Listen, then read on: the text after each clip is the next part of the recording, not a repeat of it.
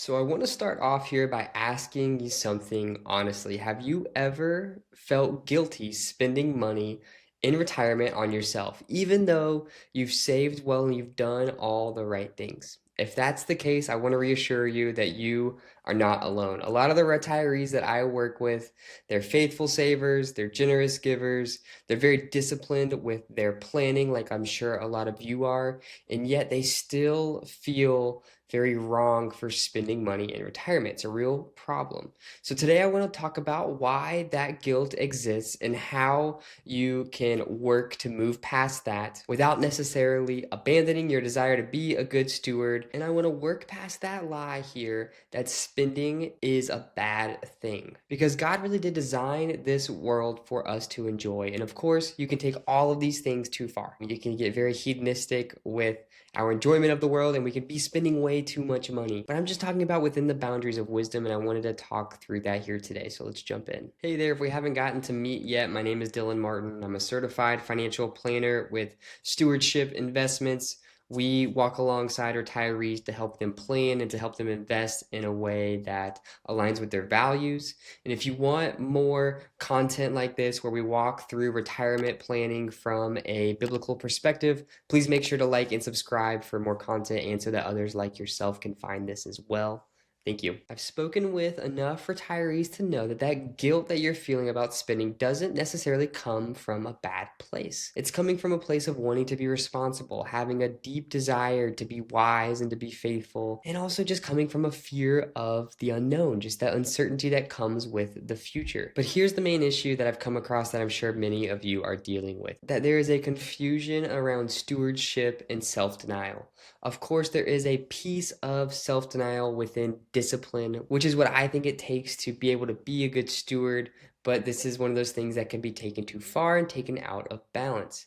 Because scripture calls us to be wise, calls us to walk in wisdom. If we were to follow the example of Jesus, he was the most wise person there was. But that does not necessarily mean perpetual restraint. Because if we look at the scriptures, we can see that Jesus loved to spend time with the disciples. He loved to have fun. He loved to go to weddings. He was the epitome of what it looked like to walk out in joy here on earth. And in the Old Testament, there's a book called Ecclesiastes, and it reminds us that it is a gift of God to enjoy the fruit of all our labor. Yes, we do live in a broken world that is cursed from the fall, but God did make this world for us to enjoy. He is a generous giver of good gifts, and he loves it when we enjoy things with him. You can really see this example when you spend time with your children. You love to give them generous gifts. You love it when they enjoy those gifts. You love it when they are thankful for those gifts. I experienced this in my own life as well. My son is only 2, and I get a great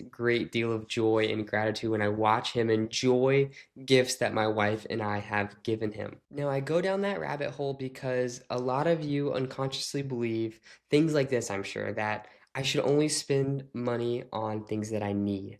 I might need this money later. Others have less than me and I already have too much. Those thoughts feel spiritual in and of themselves, but they often lead to unnecessary deprivation. And what I want to highlight here next is that the cost of underspending doesn't necessarily show up on spreadsheets.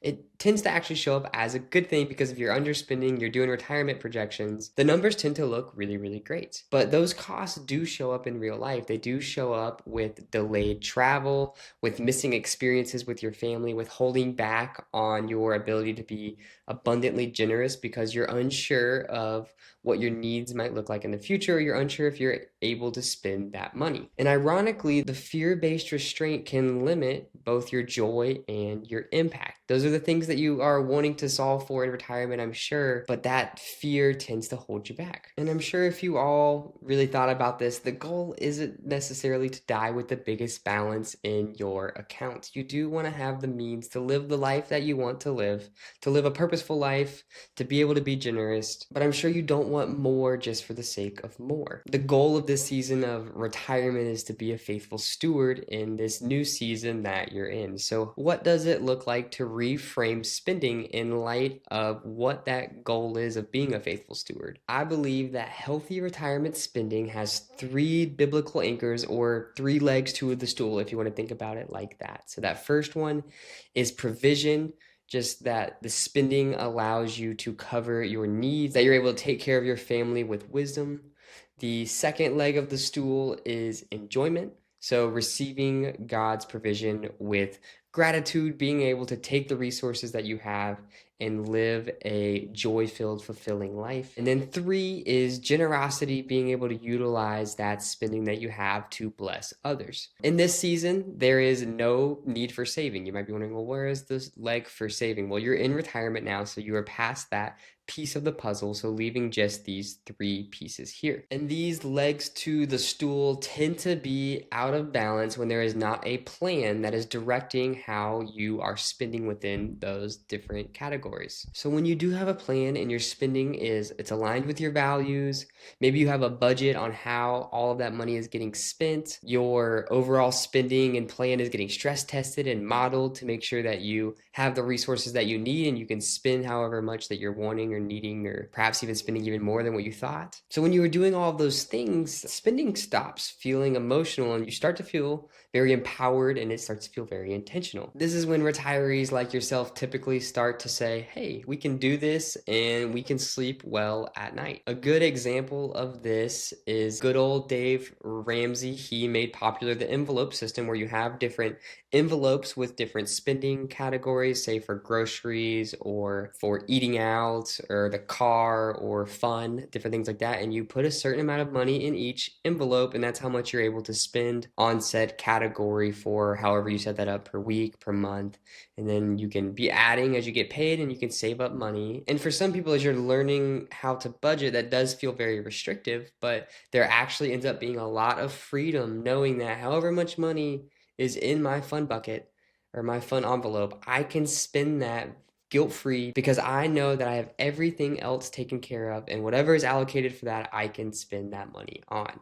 And I think there's a lot of wisdom in that can be carried over to retirement. Just knowing how much that you have and knowing that the income you're going to be pulling from that is able to cover your wants and needs gives you that freedom to go out and spend that money without having that guilt. That budget or that plan, it gives you permission, not pressure, which taking that pressure off of yourself is what allows you to live that joy-filled retirement. In wrapping up here, a great question that you can be asking yourself as you're reflecting on your spending habits and how you want to be spending in retirement, or if you're going into retirement, is think through, am I holding back out of wisdom or out of fear? And it's so important to make sure that you are making those decisions out of wisdom and not out of fear, because retirement is too meaningful of a season to live frozen by fear. There's so much opportunity for you to be a blessing to others, and I want you to be able to take full advantage of doing that. I think having this conversation around spending is so important because so many retirees like